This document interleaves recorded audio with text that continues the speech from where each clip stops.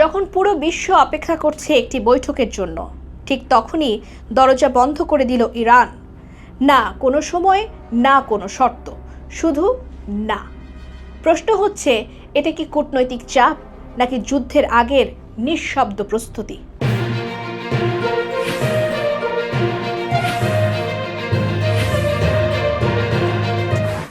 মধ্যপ্রাচ্যের যুদ্ধবিরতির সময়ে শেষ হতে বাকি মাত্র 2 দিন। একটা ভুল সিদ্ধান্ত আর তাতেই আগুন ছড়িয়ে পড়তে পারে পুরো অর্থনীতিতে। এই সময় ডোনাল্ড ট্রাম্প নির্দেশ দেন মার্কিন আলোচকদের পাকিস্তানে যাওয়ার। লক্ষ্য একটাই, শেষ মুহূর্তে একটা সমঝোতা। সবকিছু যখন প্রস্তুত, ঠিক তখনই তেহরান জানিয়ে দিল কোনো আলোচনায় বসতে হবে না। ইরানের রাষ্ট্রীয় সম্প্রচার সংস্থা Islamic Republic of Iran broadcasting নিশ্চিত করেছে পরবর্তী দফার আলোচনায় অংশ নেয়ার কোনো পরিকল্পনা নেই।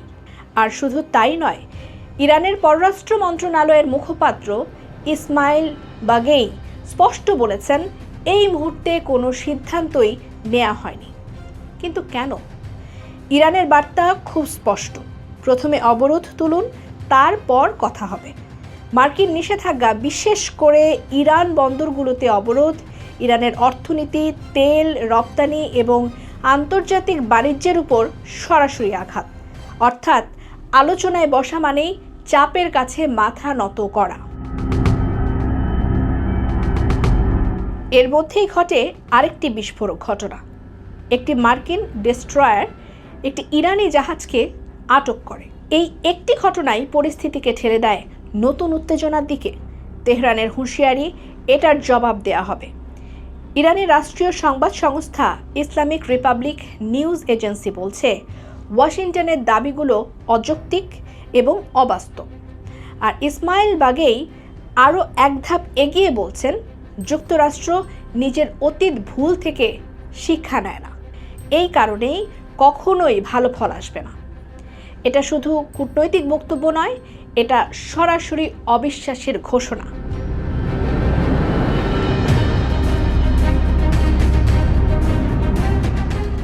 এবং এখানেই আসে সবচেয়ে গুরুত্বপূর্ণ বার্তা। যুক্তরাষ্ট্র এবং ইসরায়েল যদি নতুন করে আগ্রাসন শুরু করে, ইরানের সশস্ত্র বাহিনী প্রস্তুত। অর্থাৎ এটা আর শুধু আলোচনা নয়, এটা এখন ডিটারেন্স, ভয় দেখিয়ে প্রতিপক্ষকে থামানোর কৌশল। তাহলে প্রশ্ন, এই কঠোর অবস্থানের পেছনে কার প্রভাব? অনেক বিশ্লেষকরা মনে করেন মোজতাবা খামেনি এর প্রভাব এখন আগের চেয়ে অনেক বেশি। যিনি সরাসরি সামনে না থাকলেও ইরানের কৌশলগত সিদ্ধান্তে বড় ভূমিকা রাখছেন বলে ধারণা করা হয়। বিশ্লেষকরা বলছেন ইরান এখন 3টি বড় লক্ষ্য নিয়ে এগোচ্ছে: চাপ তৈরি করা, আলোচনা এগিয়ে গিয়ে যুক্তরাষ্ট্রকে প্রথমে ছাড় দিতে বাধ্য করা, সময় নেয়া, যুদ্ধবিরতি শেষ হলে নিজেদের সামরিক এবং রাজনৈতিক অবস্থান শক্ত করা, ন্যারেটিভ কন্ট্রোল, বিশ্বকে দেখানো ইরান দুর্বল নয়, বরং শর্ত ঠিক করার অবস্থানে আছে।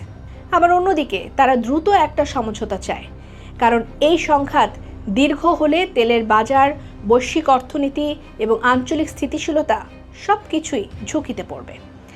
একদিকে অবরোধ, অন্যদিকে সামরিক প্রস্তুতি। তার মাঝখানে দাঁড়িয়ে একটি সিদ্ধান্ত নিতে যাচ্ছে ইরান। আলোচনায় ফিরবে নাকি নতুন সংঘাতের পথ বেছে নেবে? মধ্যপ্রাচ্যের এই নীরবতা শান্তির নয়, এটা হয়তো ইতিহাসের সবচেয়ে বড় সংঘাতের আগে শেষ সতর্কতা।